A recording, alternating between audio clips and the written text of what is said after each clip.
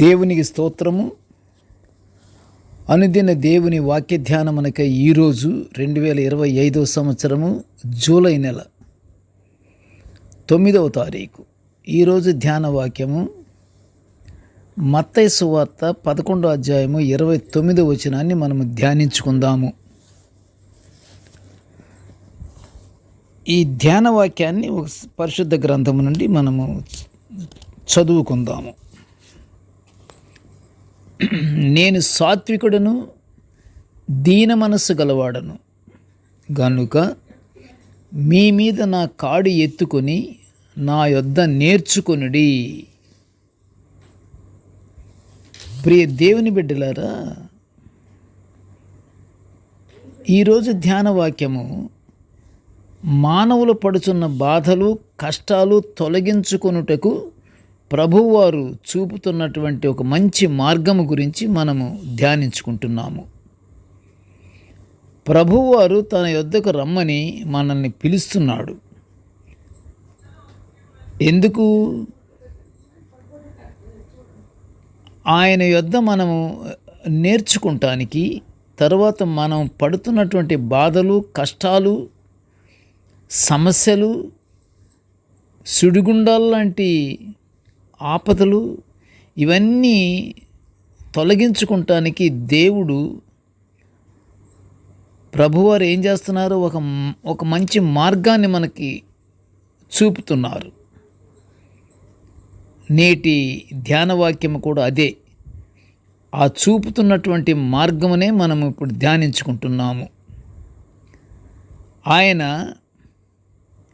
కాడిని మనం మోయాలని ఎదురు చూస్తున్నాడు, పిలుస్తున్నాడు.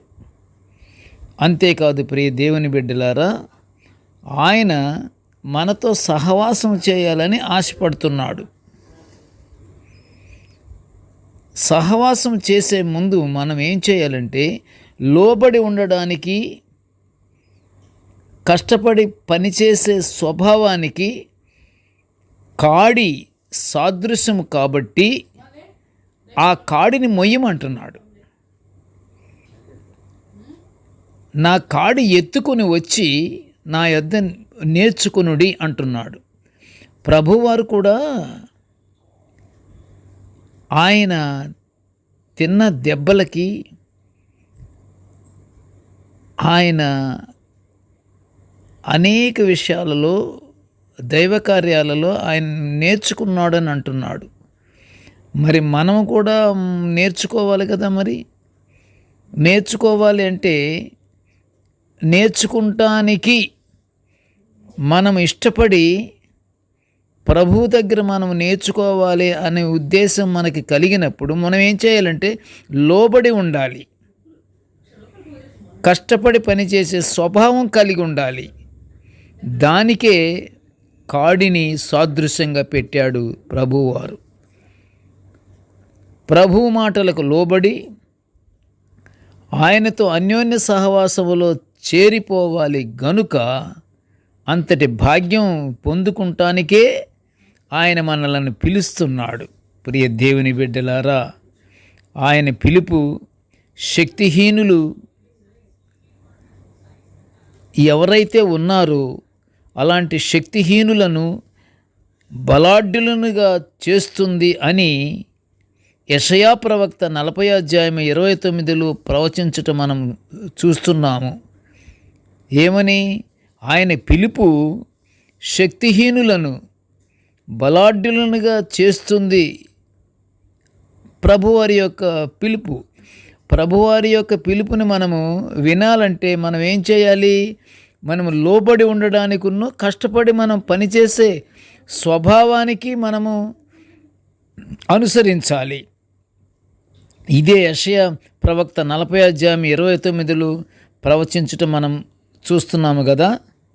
దేవుని మాట వింటే మన బాధలన్నీ పోతాయి.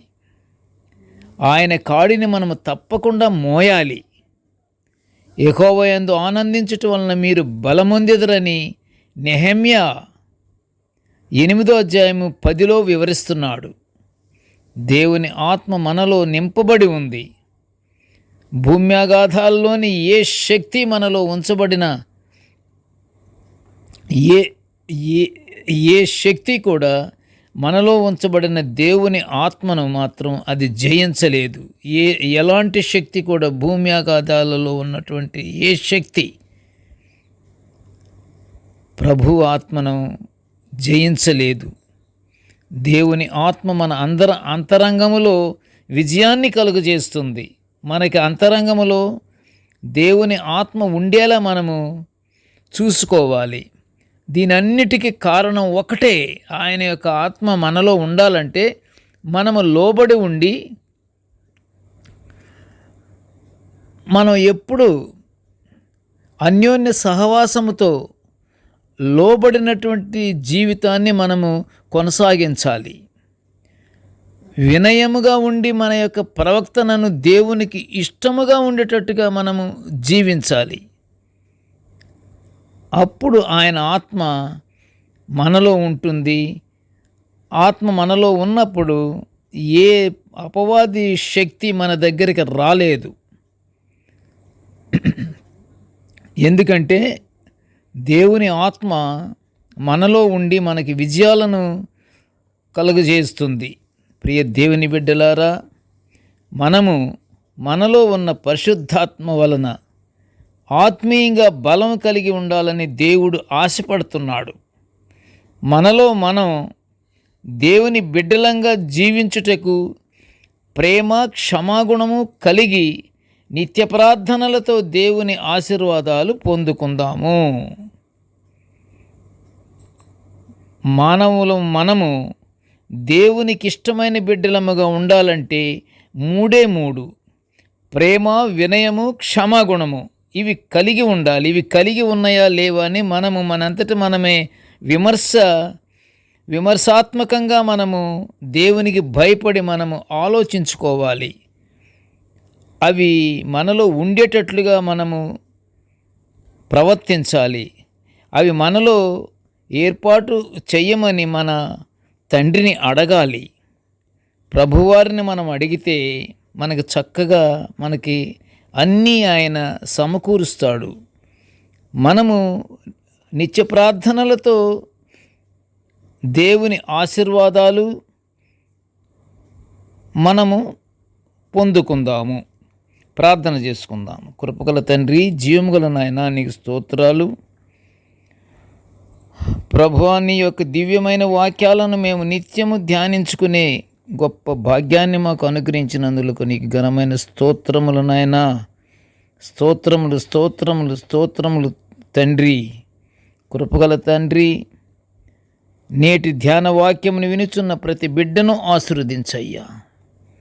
ఇదిగో తండ్రి, మేమందరము తండ్రి నీ యందు భయభక్తులు కలిగి నీ వాక్యానుసారము మేము ప్రతి ఒక్కరము తండ్రి ఒకరికొకరికి మేము ప్రేమించుకుంటూ ప్రేమ, వినయము, క్షమాగుణము ఈ మూడు మేము కలిగి నీ యందు భయభక్తులు కలిగి జీవించే భాగ్యాన్ని మాకు అనుగ్రహించమని నాయన ఈ మనవులన్నీ యేసయ్య పుణ్యనామమును వినయముగా వేడుకొంచుంటున్నాము తండ్రి.